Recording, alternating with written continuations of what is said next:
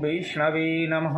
मित्रों नमस्कार, मैं पंडित श्यामधर शास्त्री आज विशेष रूप से बात करेंगे, चर्चा करेंगे, जानने का प्रयास करेंगे देवशयनी एकादशी के बारे में, जिसे हम पद्मा एकादशी के रूप में भी जानते हैं, जिसको विष्णुशयनी एकादशी के भी रूप में जानते हैं।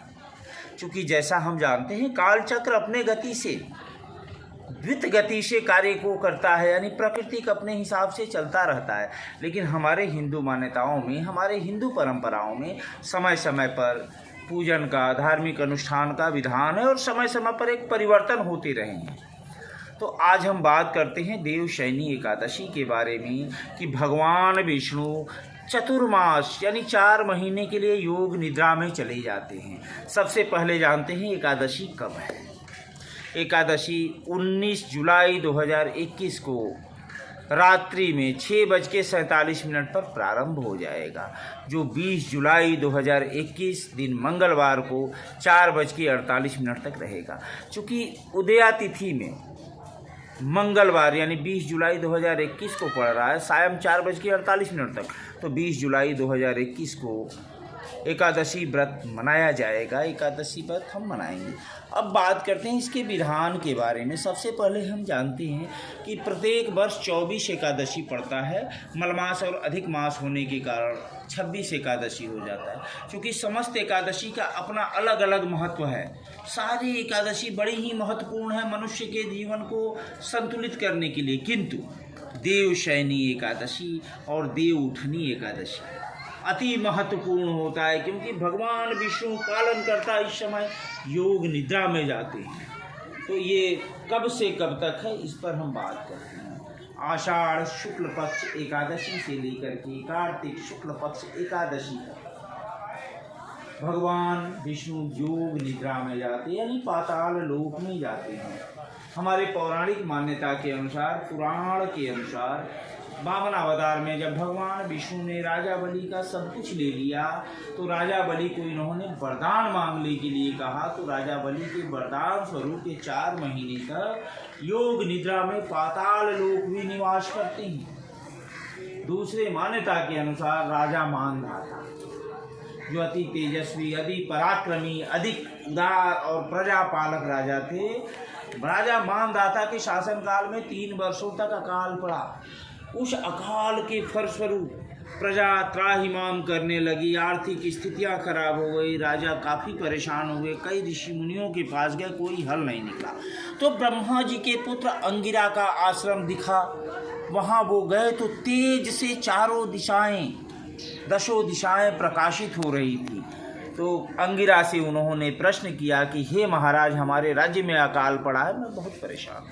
राजा अंगिरा ने कहा कि चूंकि ध्यान, योग, जप करने का अधिकार सिर्फ ब्राह्मणों को है सतयुग में, और एक शूद्र तपस्या कर रहा है, ये एक शूद्र साधना कर रहा है, इसलिए तुम्हारे राज्य में अकाल है, उसका तुम वध कर दो। राजा ने कहा कि कोई साधक हो, कोई प्रजापालक हो, या कोई इस तरीके की साधना में रत हो, तो हम कभी भी उसका नुकसान नहीं कर सकते, कोई धर्म से जुड़ा उपाय बताएं।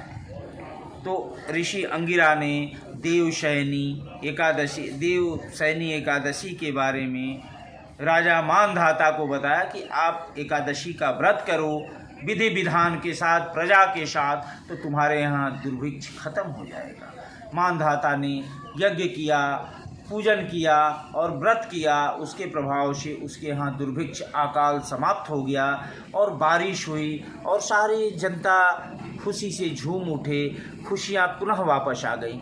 तो जब भगवान विष्णु योग निद्रा में जाते हैं तो भगवान शिव का शासन होता है। इस चतुर्मास में साधना करने का विशेष विधान है कि जो भी व्यक्ति जप, तप, ध्यान करता है वो भगवान शिव के परम पद को पाता है और भगवान विष्णु भी प्रसन्न होते हैं। अब एकादशी व्रत के दिन आप क्या करें, इसको आप ध्यान से सुनें। प्रातःकाल सूर्योदय से पहले ही उठें, गंगा स्नान करें या जलाशय में स्नान करें, जो भी आपको सुविधा हो। तदुपरांत आप भगवान श्री हरि का पूजन करें, ध्यान करें और साथ ही संभव हो तो व्रत करें। अगर बालक, वृद्ध, रोगी हैं तो व्रत की कोई आवश्यकता नहीं, सिर्फ नाम का ध्यान करें। क्योंकि नाम का स्मरण मात्र से ही व्यक्ति का उद्धार हो जाता है।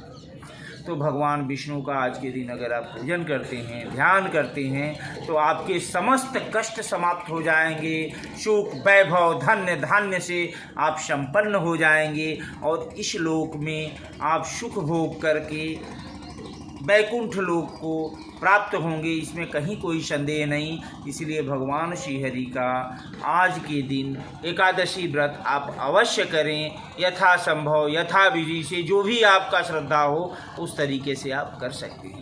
पुनः हम अगले कार्यक्रम में मिलेंगे। हमारा channel YouTube channel Kashi astro को लाइक शेयर और सब्सक्राइब अवश्य करें, ताकि एक नई नवीन जानकारी हम आपको देते रहें, एक नवीन विषय के साथ हम उपस्थित हों और हमारा भी उत्साहवर्धन हो।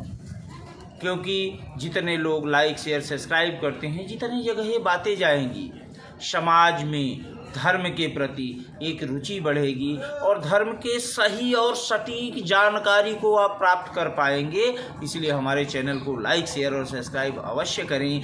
पुनः अगले कार्यक्रम में मिलते हैं, तब तक के लिए नमस्कार। ओम वैष्णवे नमः।